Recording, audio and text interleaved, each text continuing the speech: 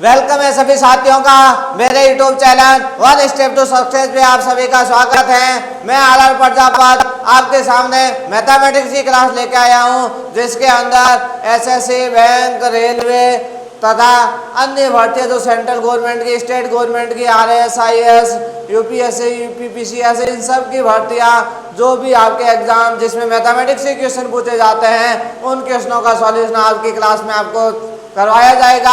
तो आज हम जो टॉपिक स्टार्ट कर रहे हैं वो है क्षेत्रमिति का टॉपिक, जो अभी हमने इस टॉपिक के काफी क्वेश्चन हमने पिछली क्लासों में सॉल्व किए थे। अब उसी सीरीज को हम आगे बढ़ाते हुए आज के क्वेश्चनों की शुरुआत करते हैं। तो आज का पहला प्रश्न हमारे सामने क्या है कि एक लंबवृत्तीय शंकु का आयतन जिसके आधार की त्रिज्या उसकी ऊंचाई की 1/3 है, एक गोलार्ध के आयतन के बराबर है, तो शंकु की त्रिज्या और गोलार्ध की त्रिज्या का अनुपात क्या है, ये हमें क्या करना है, ज्ञात करना है। पहले क्या बोला, शंकु का आयतन जिसके आधार की त्रिज्या उसकी ऊंचाई की 1/3 है। वही शंकु के आधार की त्रिज्या है वो उसकी ऊंचाई की क्या है, 1/3 है। मतलब क्वेश्चन क्या कह रहा है भाई, जो शंकु की त्रिज्या हमने क्या लिखी, जैसे स्मॉल आर लिखी, ये ऊंचाई की 1/3 है, मतलब आर बराबर क्या है, h/3। अब प्रश्न में क्या बोला, एक गोलार्ध के आयतन के बराबर है, मतलब शंकु का आयतन और गोले का जो आयतन है वो क्या है, यहाँ पे बराबर है। गोलार्ध मतलब अर्धगोला, गोलार्ध का मतलब क्या, अर्धगोला, मतलब शंकु का आयतन और अर्धगोले का जो आयतन है वो यहाँ पे क्या है, बराबर है। शंकु का आयतन और अर्धगोले का आयतन आपके पास क्या दे रखा है, बराबर दे रखा है। तो पूछा क्या है कि शंकु की त्रिज्या और गोलार्ध की त्रिज्या का अनुपात क्या होगा। शंकु की त्रिज्या और गोलार्ध की त्रिज्या का हमें क्या ज्ञात करना है, अनुपात ज्ञात करना है। तो शंकु के आयतन का सूत्र, शंकु के आयतन का सूत्र क्या होता है, 1/3 पाई आर स्क्वायर एच। ये शंकु के आयतन का क्या होता है, सूत्र होता है 1/3 पाई आर स्क्वायर एच। और गोले के आयतन का सूत्र क्या होता है, 2/3 पाई आर क्यूब।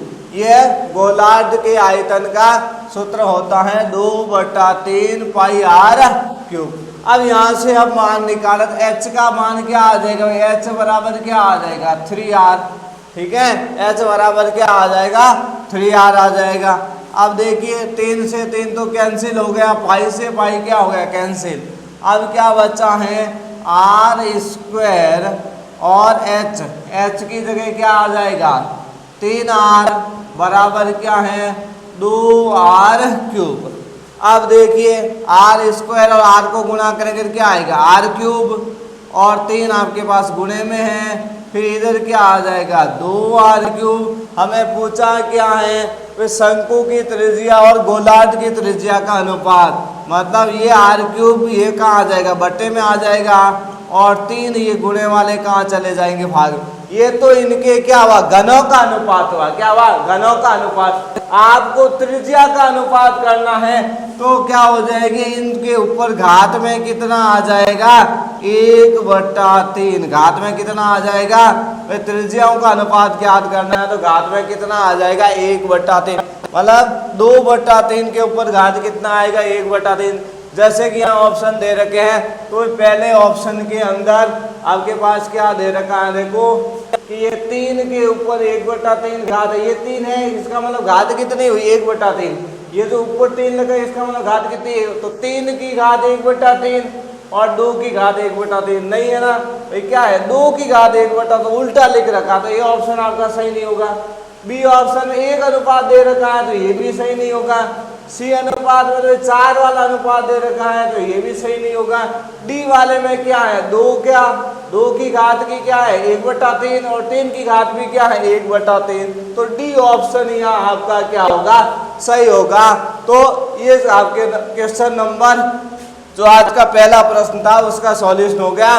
जिसमें आपके पास शंकु का आयतन और अर्धगोले का आयतन बराबर दिया हुआ था और इनकी त्रिज्याओं का अनुपात आपको यहाँ पर क्या करना था, ज्ञात करना था। अब हम अगले क्वेश्चन की तरफ बढ़ते हैं। तो अगला प्रश्न हमें क्या कह रहा है, यदि घन की प्रत्येक भुजा की लंबाई 2 गुना कर दी जाए तो उसका आयतन मूल आयतन से कितना हो जाएगा। भाई घन की भुजा और आयतन के अंदर क्या कंडीशन होती हैं, जो घन का आयतन होता है वो भुजा के क्यूब के समानुपाती होता है, भुजा के क्यूब के समानुपाती होता।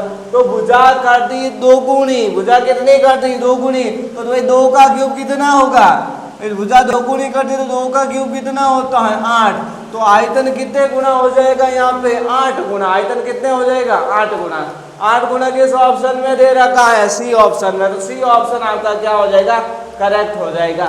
अगर क्षेत्रफल का अनुपात पूछता क्षेत्रफल कितना गुना होता तो क्षेत्रफल में क्या आता है भुजा स्क्वायर, तो भाई 2 का स्क्वायर होता 4। लेकिन आयतन का आपको पूछा है कि आयतन कितना बढ़ेगा, तो आयतन में क्या होता है क्यूब, तो 2 का क्यूब कितना आ गया 8। ये हो गया इस प्रश्न का सॉल्यूशन। अब हम अगले प्रश्न की तरफ बढ़ते हैं। तो अगला प्रश्न हमें क्या कह रहा है, देखो एक शंकु का वक्र पृष्ठीय क्षेत्रफल 4455 सेंटीमीटर क्यूब है और इसका व्यास 105 सेंटीमीटर है। इसकी तिर्यक ऊंचाई ज्ञात कीजिए। मतलब दे क्या रखा है, एक तो शंकु का वक्र पृष्ठीय क्षेत्रफल और व्यास दे रखा है, तिर्यक ऊंचाई आपको क्या करनी है यहाँ पे ज्ञात करने हैं। तो हमारे पास क्या दे रखा है, शंकु का वक्र पृष्ठीय क्षेत्रफल, शंकु का वक्र पृष्ठीय क्षेत्रफल और कितना दे रखा है 4455 सेंटीमीटर क्यूब ये दे रखा है। ठीक है, तो शंकु के वक्र पृष्ठीय क्षेत्रफल का सूत्र क्या होता है, पाई आर एल बराबर कितना हो गया 4455। पाई का मान प्रश्न में नहीं दे रखा तो कितना लिख दिया 22/7। आर क्या होती है त्रिज्या, और त्रिज्या व्यास की क्या होती है आधी। भाई आपके पास व्यास 105 दे रखा, त्रिज्या आधी हो जाएगी, मतलब 105/2 हो जाएगी। और एल तिर्यक ऊंचाई आपको क्या करनी है ज्ञात करने हैं। ठीक है, 2 है, 2 का भाग 22 में कितनी बार चला गया 11 बार, 7 का भाग 105 में कितनी बार चला गया 15 बार।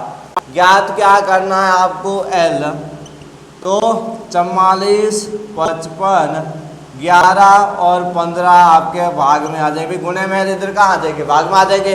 11 का भाग 4455 में कितनी बार चला जाएगा 405 बार। फिर 15 का भाग इसमें देना है, 15 का भाग 405 के अंदर कितनी बार चला जाएगा 27 बार। तो लंबाई यहाँ पे आपके पास कितनी हो जाएगी 27 सेंटीमीटर। तो इसकी तिर्यक ऊंचाई पूछी एल, तो एल तिर्यक ऊंचाई कितनी होगी 27 सेंटीमीटर, और 27 सेंटीमीटर किस ऑप्शन में दे रखा है डी ऑप्शन में। तो ये आपके इस क्वेश्चन का सॉल्यूशन हो गया। इसी के साथ हमारे जो क्षेत्रमिति के टॉपिक से रिलेटेड 2D और 3D के जितने भी क्वेश्चन आपके पिछली भर्तियों के अंदर पूछे गए थे, जो लेटेस्ट क्वेश्चन एग्जामों में पूछे गए थे, उनका सॉल्यूशन हमने कर लिया है। अगली क्लास के अंदर हम एक नए टॉपिक की शुरुआत करेंगे। तो आज के लिए इतना ही।